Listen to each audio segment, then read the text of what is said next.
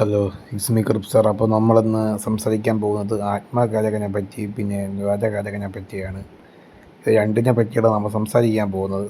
അതിനു മുമ്പ് എൻ്റെ കയ്യിൽ നിന്ന് കൺസൾട്ടേഷൻ എടുക്കാൻ താല്പര്യമുള്ളവർ എന്തോ ചെയ്യുക, എൻ്റെ വാട്സപ്പ് നമ്പറിലോട്ട് മെസ്സേജ് അയയ്ക്കുക.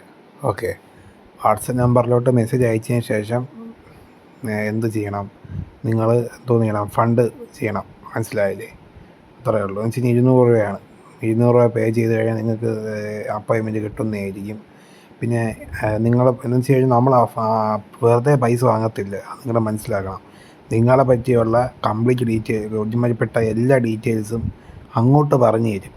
മനസ്സിലായില്ലേ? അങ്ങോട്ട് നിങ്ങളെ പറ്റിയുള്ള എല്ലാ കാര്യങ്ങളും പറഞ്ഞു തന്നിട്ട് നിങ്ങൾക്കൊരു വ്യക്തത ഉണ്ടാക്കി തന്നിട്ട് മാത്രമേ എന്ത് ചെയ്യത്തുള്ളൂ, ഞാൻ പൈസ വാങ്ങിക്കത്തുള്ളൂ എന്നർത്ഥം. മനസ്സിലായില്ലേ? അതാണ് പരിപാടി. ഓക്കെ, നിങ്ങളെ പറ്റിയുള്ള എല്ലാ കാര്യങ്ങളും അങ്ങോട്ട് പറഞ്ഞു തന്നതിന് ശേഷം പൈസ വാങ്ങിക്കും. നിങ്ങൾക്ക് മനസ്സിലായെന്ന് വിചാരിക്കുന്നു. ഓക്കെ, ഇതാണ് ഞാൻ ഇന്ന് പറയാൻ പോകുന്നത്. ഓക്കെ, അപ്പോൾ ആത്മകാര്യജ്ഞനും പിന്നെ രാജകാര്യനെ പറ്റിയാണ് നമ്മൾ സംസാരിക്കാൻ പോകുന്നത്. മനസ്സിലായില്ലേ?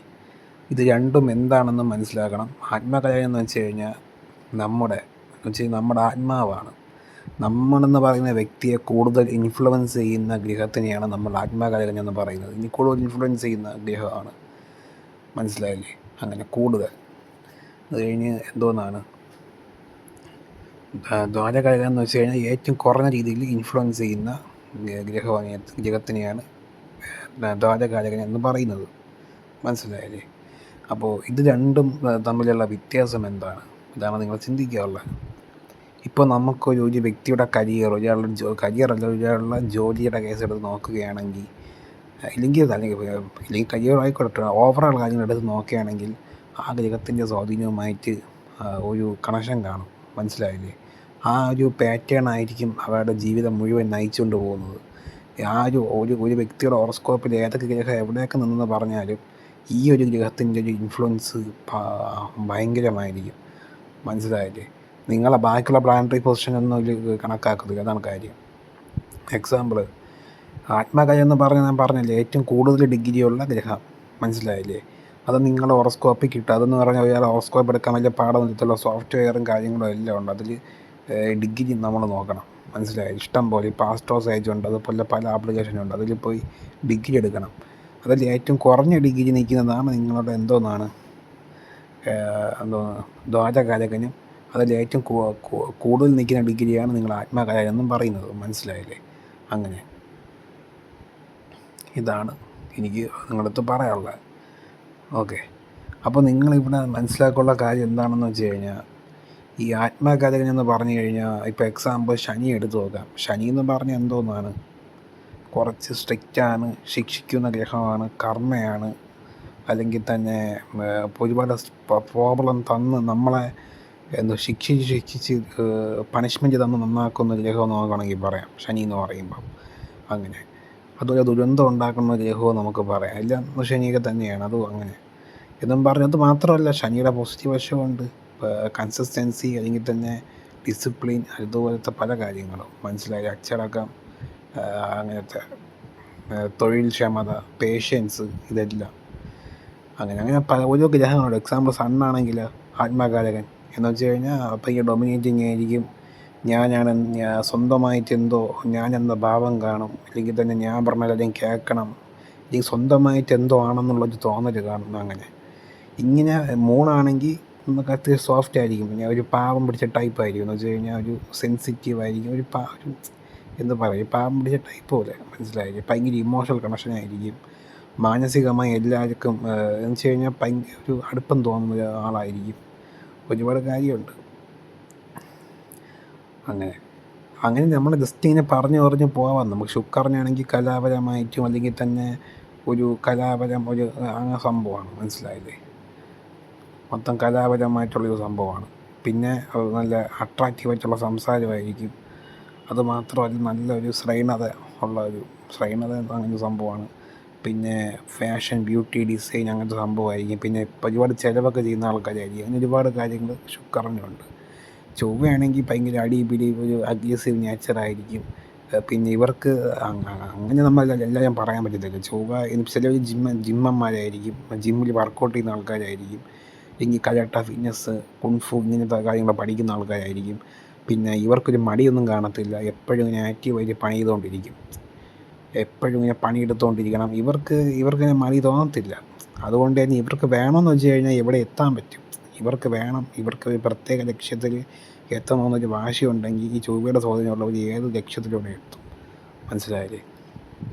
ചൊവ്വയും സൂര്യനും അങ്ങനെയാണ്. മനസ്സിലായില്ലേ? അവർക്കൊരിതുണ്ടെങ്കിൽ അങ്ങനെ. പിന്നെ ജൂപ്പിറ്റർ എങ്ങനെയായിരിക്കും എന്ന് വെച്ച് കഴിഞ്ഞാൽ കുറച്ച് മനുഷ്യസ്നേഹി, ഇല്ലെങ്കിൽ തന്നെ ഭയങ്കര ദൈവവിശ്വാസം എന്ന് പറയാനുള്ളെങ്കിലും ഭയങ്കര നന്മയുള്ള ആൾക്കാർ എന്ന് വേണമെങ്കിൽ നമുക്ക് പറയാം. ഇല്ലെങ്കിൽ ഒരു പഠിപ്പിച്ചു കൊടുക്കുന്ന ആൾക്കാർ, ടീച്ചിങ് ഫീൽഡ്, അങ്ങനത്തെ കാര്യങ്ങളൊക്കെ. മനസ്സിലായി? ഒരു കാര്യം പറഞ്ഞു കൊടുക്കുന്നൊരു കാര്യം, അതിൽ തന്നെ ഒരു വഴികാട്ടി, ഒരു ഗൈഡ്, ഇല്ലെങ്കിൽ തന്നെ ഒരു വ്യക്തിയുടെ ജീവിതത്തിൽ നല്ലൊരു ട്രാൻസ്ഫോർമേഷൻ കൊണ്ടുവരാൻ പറ്റുന്ന വ്യക്തികൾ, എക്സാമ്പിൾ ആസ്ട്രോളജേഴ്സ് എല്ലാം അങ്ങനെ. പിന്നീട് എന്താണെന്ന് വെച്ച് കഴിഞ്ഞാൽ ബുധൻ എന്ന് വെച്ച് കഴിഞ്ഞാൽ എന്തോന്നാണ്, ഡിവൽ മൈൻഡ് സെറ്റ്, രണ്ട് മനസ്സ്. അത് മാത്രമല്ല എന്തോന്നാണ്, ബുദ്ധി, ഒടുക്കത്തെ ബുദ്ധി, പിന്നെ കുറേ ചൈൽഡിഷ് സ്വഭാവം, പിന്നെ യൂത്ത്ഫുൾ, പ്രായം കുറഞ്ഞ ലുക്ക്, ഒരുപാട് കാര്യങ്ങൾ നമുക്ക് പറയുന്നുണ്ട്. പിന്നെ എന്തോന്നാണ്, സംസാരം, കമ്മ്യൂണിക്കേഷൻ, ഇതെല്ലാം ഇതിൻ്റെ കായികത്വത്തിൽ വരുന്നൊരു കാര്യമാണ്. മനസ്സിലായില്ലേ? അങ്ങനെ ഇപ്പം നമ്മളുടെ ഹോറോസ്കോപ്പിൽ നമ്മളെ ജോലിയുടെ കേസ് എടുത്ത് നോക്കും. ജോലിയുടെ കേസ് എടുത്ത് നോക്കുമ്പോൾ ഇവിടെ ശനിയാണ് നിങ്ങൾക്കൊരു ആത്മധൈര്യമായിട്ട് വരികയാണെങ്കിൽ നിങ്ങൾ കുറച്ച് പാട്ട് വിട്ടേ പറ്റത്തുള്ളൂ. എന്താ വെച്ച് കഴിഞ്ഞാൽ നിങ്ങളെ വേണം ആദ്യം റെഡിയാക്കി എടുക്കാൻ. ഇതിൽ ഏറ്റവും ഡേഞ്ചർ എന്ന് തോന്നുന്നത് ഈ ശനിയെ പറ്റിയാണ്. മനസ്സിലായി? ഇത് രാഹുവും കേതുവും കൂട്ടത്തില്ല, ബാക്കിയുള്ള എല്ലാ ഗ്രഹവും കൂട്ടും. അപ്പം നമ്മൾ ശനിയുടെ കേസ് എടുത്ത് നോക്കുകയാണെങ്കിൽ കുറച്ച് ഇതാണ് എന്ന് വെച്ച് കഴിഞ്ഞാൽ നിങ്ങൾ എഫേർട്ട് എടുത്ത് ഇടിച്ച് കയറി പോകണം. മനസ്സിലായില്ലേ? അതാണ് പരിപാടി. മനസ്സിലായില്ലേ? അതാണ് നിങ്ങൾക്ക് ഭയങ്കര മടിയായിരിക്കും ചില സമയത്ത്, അല്ലെങ്കിൽ നിങ്ങൾ ഒരുപാട് ചലഞ്ചസ് ഫേസ് ചെയ്യേണ്ടി വരും. കുറച്ച് റിസ്ക്കാണ് സംഭവം. അതുപോലെ മൂണിൻ്റെ കേസും ഇങ്ങനെയാണ്. ഒരു എന്തോന്നാണ്, മാനസികമായിട്ട് ഇങ്ങനെ എപ്പോഴും മൂഡ് സ്വിങ്സ് ഇങ്ങനെ വന്നുകൊണ്ടിരിക്കും. അങ്ങനെ. അപ്പോൾ ഞാനൊരു കാര്യം പറയാം. ഇപ്പോൾ ഒരു വ്യക്തി ഒരു വലിയൊരു പരീക്ഷ എഴുതുകയാണ്, എക്സാമ്പിൾ PSC എക്സാം പഠിക്കുകയാണ്. ഞാൻ എക്സാമ്പിൾ പറയാണ്. അപ്പം ചൊവ്വയുടെ സ്വാധീനമുള്ളവർ എന്തോന്നെയും, ഇവർക്കെന്ന് വെച്ചാൽ എനർജറ്റിക് ആയിരിക്കും, ഭയങ്കര ഒരു എന്തോന്നെയും ചാടി നിൽക്കുന്ന സ്പീഡായിരിക്കും, ഒരു ഊർജ്ജസ്വലതയായിരിക്കും. അപ്പോൾ ഇവർക്കൊരു മടി കാണത്തില്ല. മനസ്സിലായില്ലേ? ഇവർക്ക് മടി കാണത്തില്ല. ഇവർക്ക് വേറെ പ്രശ്നമൊന്നുമില്ല. ഇവർ തന്നെ അങ്ങ് കയറിപ്പൊയ്ക്കോളും. ഇവർക്കൊരു ലക്ഷ്യം ഉണ്ടെങ്കിൽ അങ്ങനെ കയറിപ്പൊയ്ക്കോളും. മനസ്സിലായില്ലേ? പക്ഷേ നമ്മൾ വേറൊരു കാര്യം എടുത്ത് നോക്കണം. ചൊവ്വയല്ലാതെ നമ്മൾ ഇപ്പോൾ എക്സാമ്പിൾ എടുത്ത് നോക്കുകയാണെങ്കിൽ സണ്ണിനെ എടുത്ത് നോക്കണം. സണ്ണെന്ന് പറഞ്ഞാൽ അങ്ങനെയാണ്, ഒരു വേണമെന്ന് പറഞ്ഞ പിടിവാശിയാണ്. അപ്പോൾ സണ്ണം എന്തോന്നാണ്, ചൊവ്വയൊക്കെ ഉണ്ടെങ്കിൽ അവർ ഏത് ലക്ഷ്യത്തിലാണോ എത്തേണ്ടത് ആ ലക്ഷ്യത്തിലൂടെ എത്തും. ഇത് നെഗറ്റീവാണോ പോസിറ്റീവാണോ നോക്കണം. മനസ്സിലായില്ലേ?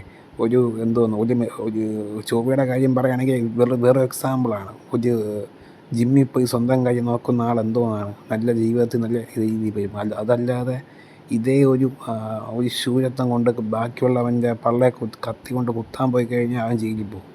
ഇതാണ് പറയുന്നത്. ഇത് നെഗറ്റീവ് പോസിറ്റീവ് സൈഡും കൂടി, അതുകൊണ്ട് ആലോചിക്കണം. മനസ്സിലായില്ലേ? അങ്ങനെ ഇതിൽ ഏതാണ് നിങ്ങൾക്ക് കൂടുതലെന്ന് നിങ്ങൾക്ക് മനസ്സിലാക്കണം.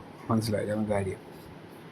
പിന്നെ നമ്മളിനി അടുത്ത് പറയാനുള്ളത് ഈ പറയുന്ന പോലെ ദ്വാരകാരകനെ പറ്റിയാണ്. അത് നമ്മുടെ ലൈഫിൽ ഏറ്റവും കുറഞ്ഞ ഡിഗ്രി എന്ന് വെച്ച് കഴിഞ്ഞാൽ ആ ഗ്രഹവുമായി ബന്ധപ്പെട്ട് നിങ്ങൾക്ക് അത്ര കണക്ഷൻ കാണത്തില്ല. അതാണ് കാര്യം. എന്ന് വെച്ച് കഴിഞ്ഞാൽ മനസ്സിലായില്ലേ? ഇതാണ് പരിപാടി. നിങ്ങളങ്ങനെ കൂടുതലും സ്വാധീനിക്കത്തില്ല, അതാണ് പറയുന്നത്. മനസ്സിലായില്ലേ? എക്സാമ്പിൾ ശനിയാണെങ്കിൽ മടി കുറവായിരിക്കും, അല്ലെങ്കിൽ തന്നെ വേറെ പരിപാടികളൊക്കെ കുറവായിരിക്കും. അങ്ങനെയൊക്കെ അങ്ങനെ. അപ്പോൾ വേറൊരു കാര്യം കൂടെ, നിങ്ങൾക്ക് കല്യാണം കഴിക്കാൻ പോകുന്ന പെണ്ണ്, നിങ്ങൾക്ക് വരാൻ പോകുന്ന പെണ്ണ് അല്ലെങ്കിൽ പുരുഷൻ എങ്ങനെയായിരിക്കും, ഈ കുറഞ്ഞ ഡിഗ്രി ഉള്ള ആളായിരിക്കും. മനസ്സിലായില്ലേ? എക്സാമ്പിൾ ഞാനൊരു കാര്യം പറയാം. ഒരു വ്യക്തിയുടെ എന്തോന്നാണ് ദ്വാരകാരകൻ എന്ന് പറയുന്നത് എന്തോന്നാണ്, ചന്ദ്രൻ ആണെന്ന് വിചാരിക്കുക. മനസ്സിലായില്ലേ? അങ്ങനെ. അപ്പോൾ എന്താണ് സംഭവം? ഓക്കെ, ആ ഒരു മൂണിൻ്റെ ഇൻഫ്ലുവൻസ് ഉള്ള ഒരു സ്പൗസാണ് ആർക്ക് വരുന്നത്, ഈ ഒരു ആൾക്ക് വരുന്നത്, ഒരു കല്യാണം കഴിക്കാൻ പോകുന്ന ഒരാളിന് വരുന്നത്. മനസ്സിലായില്ലേ? ഇനി ചൊവ്വയാണെങ്കിലോ, മനസ്സിലായി, ചൊവ്വയുടെ ഇൻഫ്ലുവൻസ് ഉള്ളത്. അപ്പോൾ നമ്മളെ ലൈഫിൽ വരുന്ന പെണ്ണ് എങ്ങനെയായിരിക്കും, നമ്മളുടെ ജോലി എങ്ങനെയായിരിക്കും എന്നുള്ളതെന്ന് പറയുമ്പോൾ ഈ കുറഞ്ഞ ഡിഗ്രി വെച്ചാണ് നമ്മൾ കണക്കാക്കുകയുള്ളൂ. കുറഞ്ഞ ഡിഗ്രി നമുക്ക് വരാം, മനസ്സിലായി? അതെന്തെന്നറിയാമോ? കുറഞ്ഞ ഡിഗ്രിയാണ് നമ്മളെ കർമ്മയെന്ന് പറയുന്നത്. നമ്മളിപ്പോൾ ചെയ്യേണ്ടുള്ളൊരു കാര്യം, മനസ്സിലായില്ലേ? അങ്ങനെ അതുകൊണ്ട് കൂടുതൽ നമ്മൾ ജോലിയുടെ കേസിൽ നമ്മൾ എടുക്കേണ്ട കൂടുതൽ നമ്മൾ ഈ കല്യാണ കാര്യങ്ങൾക്കാണ് ഇത് കൂടുതൽ എടുക്കുന്നത്, മനസ്സിലായില്ലേ? അങ്ങനെ പിന്നെ നമ്മളിൽ എന്ത് ക്വാളിറ്റിയാണോ ഇല്ലാത്തത് അതും നിങ്ങൾ ആ ഗ്രഹവുമായി ബന്ധപ്പെട്ടും എന്തോന്നാണ് നിങ്ങൾ കുറഞ്ഞ ഡിഗ്രി കാലകനായിട്ട് വരും, മനസ്സിലായില്ലേ? അങ്ങനെ ഞാൻ പറഞ്ഞിട്ടുണ്ട് എല്ലാ കാര്യങ്ങളും, മനസ്സിലായില്ലേ? ഇതുപോലെയാണ് കാര്യം. അപ്പോൾ ഈ കാലൊക്കെ നമ്മൾ എന്തോന്ന് ചെയ്യണം? എക്സാമ്പിൾ ചൊവ്വയൊക്കെ ആണെങ്കിൽ ഭയങ്കര പ്രശ്നമാണ്. ഇവർക്കെന്ന് പറഞ്ഞു കഴിഞ്ഞാൽ എനർജി കാണത്തില്ല, ഒരു അത്രയ്ക്ക് ഇത് കാണത്തില്ല. കാരണം ഇവർക്ക് അത്രയും മായസെന്ന് പറഞ്ഞ ഗ്രഹത്തിൻ്റെ ഇൻഫ്ലുവൻസ് കുറവാണ് ഈ ഒരു വ്യക്തിക്ക്, മനസ്സിലായില്ലേ? വളരെ കുറവായിരിക്കും. അപ്പം പിന്നെ ആ ഒരു എനർജിക്ക് കാണത്തില്ല. അപ്പോൾ എന്തോന്ന് ചെയ്യും? ഈ വ്യക്തി കെട്ടാൻ പോകുന്ന ഭാര്യ അല്ലെങ്കിൽ ഭർത്താവ് കുറച്ചും കൂടെ ഒരു പവർഫുള്ളായിരിക്കും, അല്ലെങ്കിൽ കുറച്ചും കൂടെ ഒരു എനർജറ്റിക് ആയിരിക്കും. അപ്പോൾ അതങ്ങ് ബാലൻസ് ആയി പോകും. അതുകൊണ്ടാണ് നമ്മൾ പറയുന്നത് നമുക്ക് വരാൻ പോകുന്ന ഭാര്യ അല്ലെങ്കിൽ ഭർത്താവ് എന്ന് പറയുന്നത് നമ്മളെ പക്ക ഓപ്പോസിറ്റ് ആയിരിക്കും. അത് നിങ്ങൾ മനസ്സിലാക്കണം, പക്ക ഓപ്പോസിറ്റ് ആയിരിക്കും. നമ്മളെ ചിന്തിക്കുന്ന പോലെ ആയിരിക്കത്തേ ഇല്ല അവിടെ ഒരു ഇതെന്ന് പറഞ്ഞു കഴിഞ്ഞാൽ, മനസ്സിലായില്ലേ? കാരണം നമ്മളിലില്ലാത്ത എന്താണ് അതാണ് അവർക്കുള്ളത്, മനസ്സിലായില്ലേ? നിങ്ങൾക്ക് എന്താണുള്ളതെന്ന് അതാണ് അവർക്കില്ലാത്തത്. അങ്ങനെ രണ്ട് വ്യത്യസ്തമായ ആൾക്കാരെ അത് കൂട്ടി യോജിപ്പിക്കുന്നതിനെയാണ് എന്തോന്ന് പറയുന്നത്? കല്യാണം അല്ലെങ്കിൽ മാരേജ് എന്ന് പറയുന്നത്, മനസ്സിലായില്ലേ? ഇതാണ് നിങ്ങൾ മനസ്സിലാക്കാനുള്ളത്. ഓക്കെ, അങ്ങനെ. അപ്പോൾ കുറഞ്ഞ ഡിഗ്രി എന്ന് പറഞ്ഞു കഴിഞ്ഞാൽ അങ്ങനെയാണ്. ഇപ്പോൾ എക്സാമ്പിൾ കുറഞ്ഞ ഡിഗ്രി എന്ന് പറഞ്ഞാൽ ഏത് ഗ്രഹം ഈ കാറ്റഗറിസ്റ്റുള്ള ഏത് ഗ്രഹത്തിന് നമുക്ക് എടുത്തു നോക്കാം. എക്സാമ്പിൾ നമ്മൾ എടുത്തു നോക്കുകയാണെങ്കിൽ ശുക്രനെ എടുത്തു നോക്കാം. അപ്പോൾ ഈ വ്യക്തിക്ക് കലാപരമായിട്ടോ അല്ലെങ്കിൽ ബ്യൂട്ടീഷ്യനോ അല്ലെങ്കിൽ തന്നെ ഒരു ഡാൻസ് പഠിപ്പിക്കുന്ന ആരെങ്കിലുമൊക്കെ ആവാനൊക്കെ ഡാൻസിങ് അല്ലെങ്കിൽ കലാപരമായിട്ടും ഡിസൈനൊക്കെ ആയിട്ട് പോകാൻ വേണ്ടി ഒരുപാട് കഷ്ടപ്പെടേണ്ടി വരും. കാരണം ശുക്രനാണ് ഇതിൻ്റെയൊക്കെ ലോഡെന്ന് പറയുന്നത്, ബ്യൂട്ടി അല്ലെങ്കിൽ കാര്യങ്ങളൊക്കെ. അപ്പോൾ അതിലോട്ട് എത്തിപ്പെടാൻ വേണ്ടി ഒരുപാട് കഷ്ടപ്പെടേണ്ടി വരും. അങ്ങനെ ഒരുപാട് കഷ്ടപ്പെടേണ്ടി വരും. ചിലപ്പോൾ എത്തിപ്പെട്ടില്ലെന്ന് വരെ വരാം. ഇതാണ് അവസ്ഥ. എന്നുവെച്ചാൽ നമ്മളെ കൂടുതൽ കുറഞ്ഞ രീതിയിൽ സ്വാധീനിക്കുന്ന ഗ്രഹം, മനസ്സിലായില്ലേ? ഇതാണ് പരിപാടി. ഇതിനെയാണ് നമ്മളെ പ്ലാനറ്ററി എന്ന് പറയുന്നത്. അതുമാത്രമല്ല, നമ്മളെ ലൈഫിൽ നമ്മളെ പൂർവികർ ചെയ്യാൻ നിർത്തി നമ്മളെ ഒരു കുലം മുഴുവൻ എന്തോന്നാണ് അത്ര ഇമ്പോർട്ടൻസ് കൊടുക്കാത്തൊരു സംഭവമാണ്.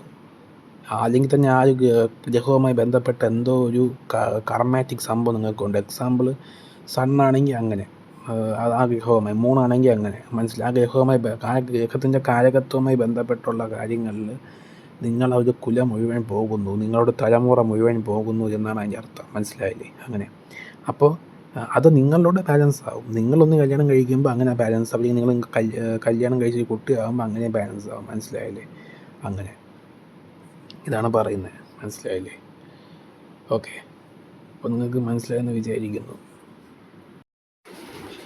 അപ്പം നിങ്ങൾക്ക് സർക്കാർ ജോലി, ഒരു ഉയർന്ന പദവി, നിങ്ങളവിടെ വാശി, ഇതെല്ലാം വേണമെങ്കിൽ നിങ്ങളുടെ ആത്മാകാലം എന്തോന്നാണ് നിങ്ങളെ കൂടുതലും സ്വാധീനിക്കുന്ന ഗ്രഹം എന്തോന്നായിരിക്കണം? ചൊവ്വയോ സൂര്യനോ ആയിരിക്കണം. അത് ഇമ്പോർട്ടൻ്റ് ആണ്. ഒന്ന് ലഗ്നത്തിൽ കാണണം, അല്ലെങ്കിൽ ആത്മാകാലകനായിരിക്കണം. എങ്കിൽ മാത്രമേ ഈ കാര്യം നടക്കത്തുള്ളൂ, മനസ്സിലായില്ലേ? അപ്പോൾ നിങ്ങൾ ആലോചിച്ച് ആത്മാകാലകനും ദ്വാരകാലകനും തമ്മിലുള്ള വ്യത്യാസം നമ്മൾ മനസ്സിലാക്കണം. അപ്പോൾ ആത്മാകാലകന് ചൊവ്വയോ സൂര്യനോ ഇതൊക്കെ രാഹുവിനെ കൂട്ടത്തില്ല. അപ്പോൾ ഈ രണ്ട് ഗ്രഹമാണെങ്കിൽ എന്തോന്നാണ് നിങ്ങൾക്ക് ഇപ്പം നിങ്ങൾക്കൊന്ന് കൂടുതൽ കോമ്പറ്റീഷൻ ചെയ്ത് കോങ്കറിങ് ചെയ്ത് നിങ്ങൾക്ക് എന്തും വെട്ടിപ്പിടിക്കാൻ പറ്റും. ജോലിയാവാം, പ്രണയമാവാം, എന്തും നിങ്ങൾ അതിന് വേണ്ടി എഫേർട്ട് ഇടും, ട്രൈ ചെയ്യും, അങ്ങനെ ഹാർഡ് വർക്ക് ചെയ്തുകൊണ്ടിരിക്കും നിങ്ങൾ. അതുകൊണ്ട് നിങ്ങൾക്കൊരു കൃത്യമായ ജോലി കിട്ടാൻ സാധ്യതയുണ്ട്, മനസ്സിലായില്ലേ? അങ്ങനെ. ഇതാണ് പറയുന്നത്. പിന്നെ അതിൻ്റെ ബലവും കൂടെ നോക്കണം, കൂടുതൽ ബലമുണ്ടോ എന്നും കൂടെ നോക്കണം. ഒരുപാട് കാര്യങ്ങളൊന്നും നോക്കാനുണ്ടെങ്കിലും ഇതാണ് കാര്യം, മനസ്സിലായില്ലേ? ഓക്കെ, അതാണ് നിങ്ങൾക്ക് പറയല. അത് മാത്രമല്ല, ഈ പറയുന്ന പോലെ എന്തോന്നാണ് ആത്മാകാലകൻ്റെ ദശയോ അപഹാരമോ ഒക്കെ വരുമ്പോൾ നിങ്ങളുടെ കല്യാണം നടക്കാൻ സാധ്യതയുണ്ട്. ഇല്ലെങ്കിൽ ഇതേപോലെ ജോലിക്കും ചെറിയ സാധ്യതയുണ്ട് ആ സമയത്ത് നടക്കാൻ. അങ്ങനെ ഒരുപാട് കാര്യങ്ങൾ നമുക്ക് ഇവിടെ പറയാൻ പറ്റും, മനസ്സിലായില്ലേ? അത് ഞാൻ നോക്കുന്നത് ഈ സംഭവമാണ്. ഈ രണ്ട് കാലഘട്ടം നോക്കും, ആത്മാകാലകൻ നോക്കും, അത് മാത്രമല്ല ദ്വാരകാലകൻ നോക്കും. എന്നിട്ട് മാത്രമേ നമ്മൾ ഹോറോസ്കോപ്പിലോട്ട് പോകത്തുള്ളൂ. അങ്ങനെ, അതാണ് പറയുന്നത്.